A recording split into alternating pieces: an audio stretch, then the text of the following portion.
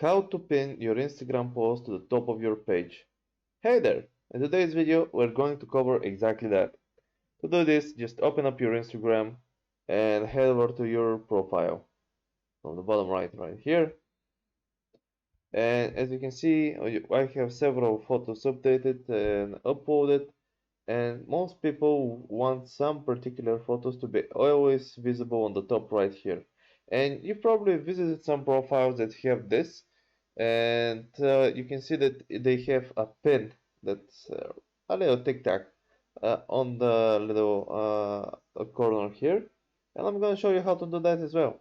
All you need to do is, for example, hold on to this photo, and once I hold it on, I'm scrolling my finger around the options.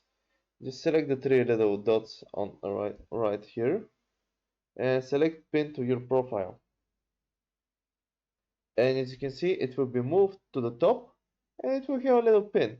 Of course, you can do it another way as well. Just open up the picture that you want to pin, click the little three dots on the top and select pin to your profile. And it will be pinned as well. If we go back, and there you go.